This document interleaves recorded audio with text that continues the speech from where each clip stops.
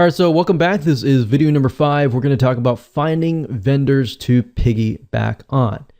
Now, you want to ensure that your list is high quality too.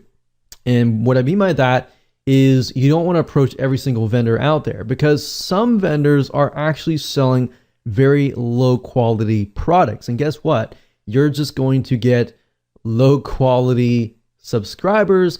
And that doesn't always mean the case, but that typically, if you look at certain vendors, you'll notice that they attract a certain type of person. So you want to make sure that you attract the customer that can resonate with them, but also resonate with you. If they're the type of person that are looking for high quality material and they're willing to pay for high quality material, that's the type of person that you want on your list. But if they're building a subscriber list or customer list filled with people who are demanding, they want to pay less, but they demand more, then you're going to end up building a list of people like that. So a lot of times we don't think about that psychology behind building a list. It's just about building a massive list. All right. So you want to make sure not only that, but that the vendor is actually getting sales. And you want to look at some analysis and do your due diligence beforehand. And you might even want to approach them, say, hey, I'm working on a product right now and was wondering if you're interested. So you can also gain interest from that and just build a relationship from that vendor. Another good way of doing it is buying the vendor's product, buying their product, and then saying, hey, I noticed that this product is all about this. I'm actually working on a product right now that is not direct competition with you, but it's something that I feel would actually help your list. So I will say not all vendors will say yes on the spot, but if you have a relationship with them and it's not this, you're begging them or anything like that, but a genuine relationship with them, they're more likely to say yes, because there is somewhat of a relationship building involved. So you want to make sure that the vendors are getting sales and high quality. And there are several sites that you can use to find these vendors. So keeping that in mind, you want to look specifically at sites that sell goods, specifically digital goods. If you are selling a digital book, a digital video course, or something digital or intangible. You could technically look at sites like Amazon.com, but most of those are selling through Amazon and are physical goods. Now, that doesn't mean that you can't maybe even convert your product into some sort of physical good. You could approach it that way as well. But you could use Amazon.com digital like Kindle. And if you do enough research, you typically can find the author of the book or the product and do a little research on the internet to find them on the internet. And if they're building a list or selling something on the internet, that is a good indication as well. So you can technically use Amazon.com indirectly to find people. You can use sites like clickbank.com to find vendors. And this is a great site to go to because clickbank.com will actually show you stats of how well the vendor's product is selling. And the great thing about this is it really encompasses many different niches, everything from wealth to religion to different types of broad spectrums of niches and all that. Now, there is another site called jvzoo.com, but keep in mind jvzoo.com specifically targets primarily businesses, marketers, so business to business type lists. So let's go ahead and take a look at these sites, and that way you can get a better idea of how to find vendors to piggyback on.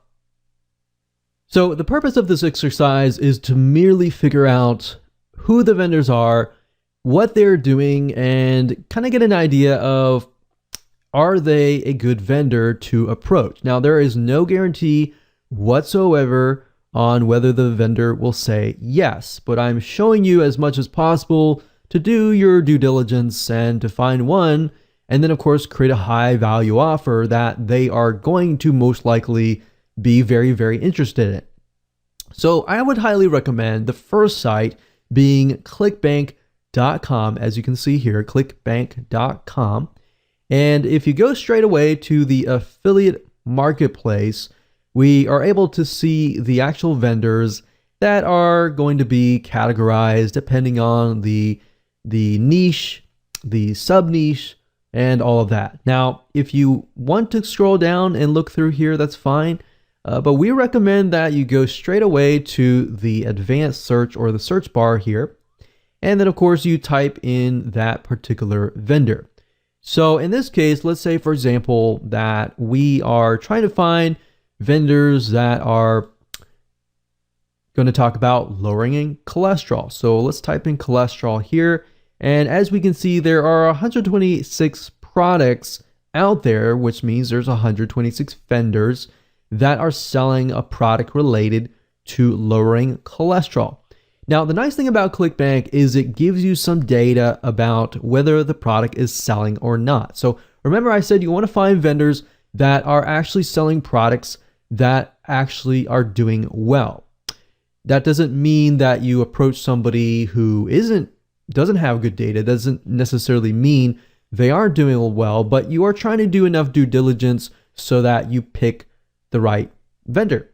So as you can see, we see these and these are related to the keyword that we searched, but ClickBank also allows you to do a search by popularity, average sale, initial sale, and gravity. Now, gravity is a good detection on whether a vendor is doing well or not. It basically tells us that the affiliates that are promoting this vendor's product, they are actually making sales. So if we scroll down here, we can see that this one has 192.31. Of course, it's related to diabetes, so we need to make sure that we are looking at something that is related, but this is a good indication that the product is doing well. And some of these products have recurring, which means that the customer is not just paying a one-time fee, that they are paying it on and on and on a monthly, on a quarterly, depending on what the vendor chooses, on an ongoing basis. And that's typically good because that tells us that their customers are loyal and they're constantly paying. And that could mean that if they get on your list, then you could open up maybe a monthly site. So that's just something to kind of get a better idea if, let's say, for example, your high value offer is an offer to get somebody into a monthly site. So you see what I'm saying here? There are many different variables here, and vendors have many indications that they are good to, build your lists in different respects. So building your lists, getting somebody to your list that's a one-time person or a monthly person. Okay, so scroll down, make sure you find somebody, and let's just say diabetes. And let's just go ahead and click on this person's page so we can kind of get a better idea of what they are all about. So obviously in this case, they're talking about, type 2 diabetes, how to lower your, high blood sugar and all of that. You want to scroll down and you want to watch the video and you want to make sure that it's actually aligned with what you are selling, because you got to remember that they are attracting a certain type of person. So the person watching this video, in this case, I'm hoping that I'm going to buy something that is going to help me with my type 2 diabetes and all of that. So once they land on the thank you page, and if what you are offering, maybe it's a recipe book or something related to lowering blood sugar, then that's going to pique the customer's interest, right? Obviously, no vendor is going to do this, but if they give you something unrelated to diabetes and they land on that, they're not going to be interested in what you're offering. In fact, they're going to look at you and they're going to look at the vendor and question if they're selling something legit. So you have to think about it from that standpoint as well. The vendor, when they look at your high value offer, they're going to think, is this going to help me or is this not going to help me? So you really have to think about it from the vendor's point of view and the buyer's point of view. And we'll talk more about that later on. But for now, this is how you find vendors. Now, we could take it one step further And we could try to see if this person might have a blog or anything else. So let's see, doctor info. So what we could do is we can see that these are the doctors, obviously, that are connected to this. But we could actually Google their names and try to figure out if they have a blog, are they building a list, and all that kind of stuff. So it's not just do they have a viable product, but are they building a list out in the open that is not included on the sales page? Because if they are, that might be a good sign, because if it converts well on the thank you page, they might be more inclined to actually promote it to their other lists. All right, you see what I'm saying here? So start with clickbank.com. Try to do some research as far as finding vendors this way by looking at gravity, by making sure the product is actually aligned with your product. So that's a good way to come to clickbank.com. Another site, of course, is amazon.com. Now, Amazon mainly sells physical products, but you still can gain a lot of insight from amazon.com. So for example, even though it's from Amazon, some of these authors actually have their own blogs, have their own products out in the open on the internet. So if they're doing well on Amazon, most likely that means they're doing well as well on the internet, in the World Wide Web. So let's say, for example, we'll do something like WordPress, or actually we'll do lose weight. And let's just do some research on this. So we're looking for Kindle books. I wouldn't really look specifically for physical products, so I would look under Kindle. So let's add Kindle, or you can go to the Kindle department, that's fine too. But you go here, we're going to sort by customer reviews.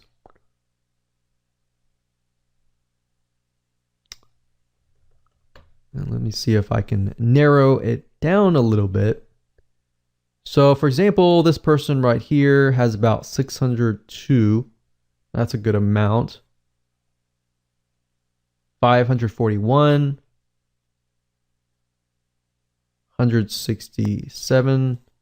So what I recommend you do in this case is, okay, they're obviously selling a lot. If they have this many reviews, unless they're fake, and there's a good way to detect that by actually looking at the reviews. But if they have this many reviews, typically 1 out of 20, 1 out of 30, even sometimes 1 out of 100 people will leave reviews. So that means they have a lot of sales. Now, the big question is, do these people actually have maybe a membership site or another site that is located not on Amazon.com? So this lady is named Jenny Allen. So what I like to do is typically look at their author page and see if I can dig up a little bit more information. So this lady's named Jenny Allen. I don't know if she's a celebrity. I don't know if she is an information product creator. I don't know. But we don't know until we actually take a look. So as we can see, she's got blog posts. So let's just see if we can dig a little bit further here. So that's interesting. So you can see she has a site, and let's see this blog. I think the question is, are these her blog posts or are these somebody else's blog posts? So they're all coming from a site called Formulated Fitness. And it looks like it's the same guy's name. It's not Jenny Allen, but it is Joseph. So what I'm trying to do is I'm trying to look through and see if they're selling another product. So this could be her business partner in this case. So basically what you're trying to do is follow the breadcrumbs. So in this case, I'll do a little more research on Joseph Solidum and see what we get. Formulated Fitness. So it looks like they own a site called Formulated Fitness, and that's correct. So Formulated Fitness, we can see Jenny Allen is on that picture. They have 18,000 likes. We can go further and see if they're selling products, video courses, or anything, any other products that are not connected to Amazon. So a lot of people don't think about this, that just because somebody's selling on Amazon, typically you cannot, work with a vendor with Amazon, because Amazon's very controlled. But beyond Amazon, if you look beyond that, you can actually see that some people are selling products beyond that. So this is a good way to kind of use Amazon as an indication that somebody actually is converting. And if they're converting, then you can actually go beyond that. Does that make sense? And hopefully that gives you an eye-opening experience into what you could potentially do, because Amazon is so broad that it pretty much fills so many different niches. So obviously the third place that you can find vendors is, of course, a place called jvzoo.com. Now, JVZoo is primarily vendors related to business. So Amazon and ClickBank pretty much fill the non-business related type areas. Now, they do have some business, but JVZoo is just for business. So I want to make that note there. Now, they do have some other products you might find, but for majority, it is mainly for business. Now, you do need an account to do this. So you need to go to jvzoo.com, create an account and as an affiliate. And then if you go to the top and you click on affiliates and click find products, you will be directed to this page where you'll be able to find digital products to promote. Now, obviously in this case, we're looking for vendors, but this gives us some good data to get an idea of what products are being sold, how much the conversion rate, the EPC, in other words, the earnings per click, and the refund rate. So if you got a product that is doing really well, but yet they have like a 10, 25% refund rate or above, then you might want to think carefully, because if you think about it, if they are getting, let's say, a 25 to 30% refund rate, the type of person that lands on their product may be a type of person that refunds all the time. And you don't really want to build a list of people like that, especially if they're going to buy your product, download it, and then refund it. So that's something else. You really got to think about the type of person, which we'll talk more about later. But for now, this is a good place to go. And of course, at the top, under keyword, you can do a search for a product. So let's say, for example, that we're looking for a product that's related to WordPress. And you can do a search. You can go through here and look at the products. And if you click on the product itself, it'll give you a better idea of, the vendor and all of that and their history. So it gives you a good idea about that. But like I said, follow the breadcrumbs, just like Amazon. Look at the seller, which is, it says the product name by this name of the product owner.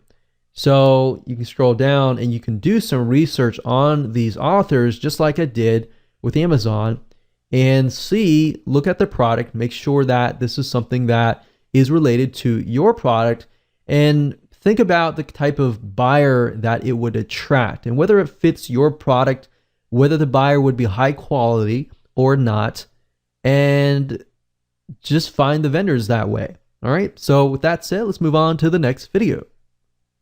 Hello and welcome back. This is video number 6, and this is the vendor and buyer analysis. We briefly touched base on this in the previous video, but I really want to dive deeper. And the purpose of this particular video is to show you how to kind of get it into the minds of the vendor and into the minds of the buyer so that you can get more yeses.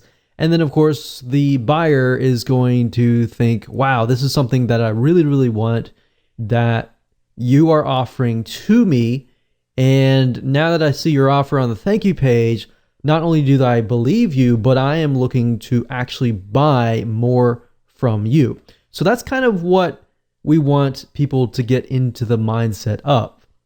So as I said, once you find a niche, it's really time to analyze the deepest desires the problems that they face, the reasons why they buy, and all of that. All right. So first things first, I want to ask you a few questions, and then we are going to be using a free tool that you can use to dive deeper into your niche. So first question is, what does the vendor want in terms of why and what they want to do, how they want to do it, as far as making their buyers happy?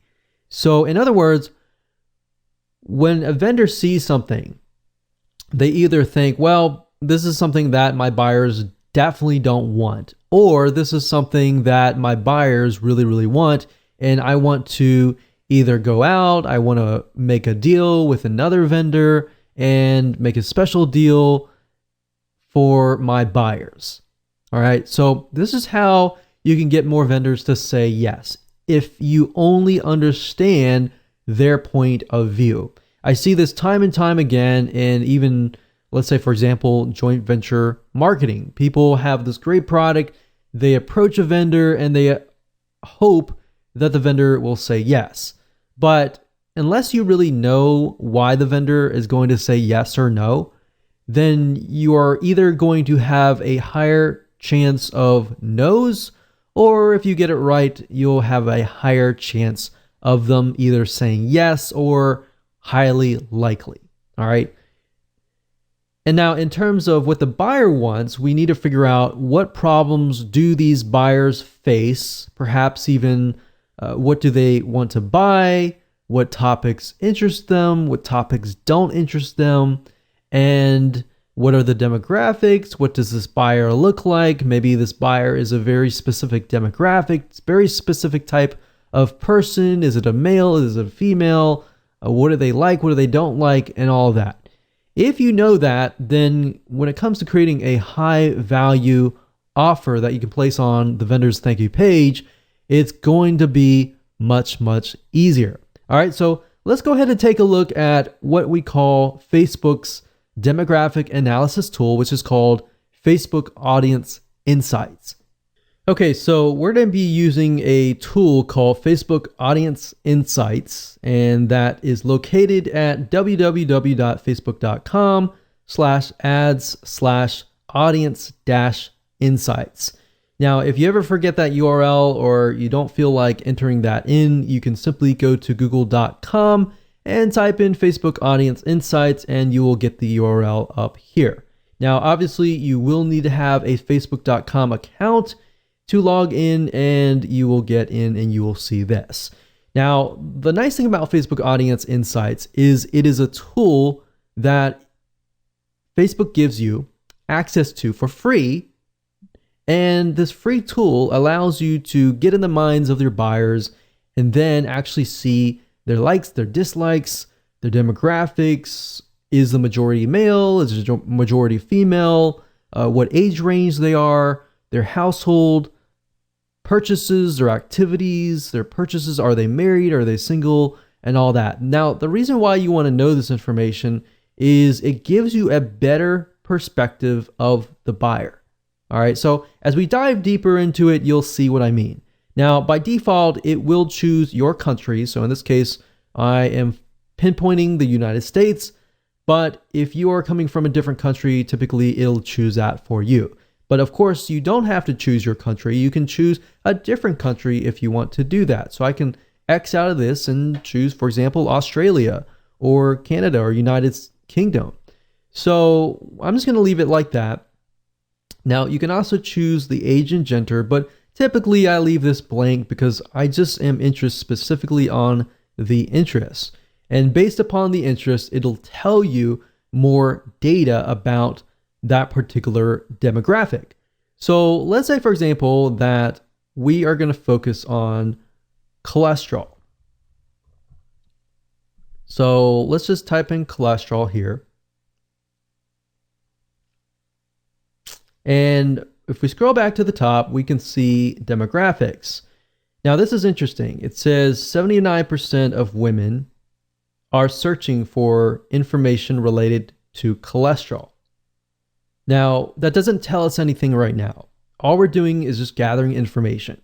So 79%, we can see that the majority is in the bracket of 55 to 64. Now, 21% of men, we can see that it is starting at 35, but the majority is about 45 to 54 or 45 to 64. So these two right here. Now, the nice thing about Facebook Audience Insights is you can literally click on one of these and it'll hone in on that particular age group or gender. Now, as you can see, this is 79% women, 21% men. But if we look at it on Facebook alone, we can see that 54% of all on Facebook and 46 on Facebook. So it's about 50-50 equivalent. Majority, of course, are women that are at least searching for related items to cholesterol. Now, if we scroll down here, you can even see lifestyle. So the people that are searching for cholesterol, they're also searching for these types of other subject matters. We can see that much of them are married, much of them have college degrees, so they are educated in a certain sense, and they have job titles. Many of them are nurses, legal, education, management, social services. So that kind of paints a picture. So what you're trying to do is you're simply trying to paint a picture of who this could be. So page likes, what kind of pages do they like? So a lot of health and beauty, magazine, company, location, where are they located, top cities, top countries, top languages, the activities, how active are they? So we can see much of them. We can see they use desktop, but most of them are using mobile phones. And a lot of page likes. They're clicking ads. Household income, we can see their purchase behavior and all of that. So what this is simply doing is it's painting a picture of who that might look like. So in your mind, you might begin to think, okay, if that is this person, woman, older woman, begin to think about their lifestyle. Begin to think about, what is it that they are struggling with? What is it that is keeping them up at night? Is it health? Is it, in this case, it's cholesterol? It could be their cholesterol. It could be even their husband's cholesterol, So really trying to think about what is in their minds. That's cholesterol. We can type in something else. Say, for example, weightlifting. So obviously, Olympic weightlifting, we can see the majority of them are male. So especially between this one here. Now, if we click on here, what this does is it hones in specifically on this age group, male, and it allows you to see exactly what they like, what they don't like, their lifestyle, their relationship status. We can see a lot of singles, some married. They do have college, a lot of military, veterans. So you kind of paint a picture here, right? So painting that picture allows you to see what they like, what they don't like, and how you can create your high value offer better, and you're able to actually gear it towards that person.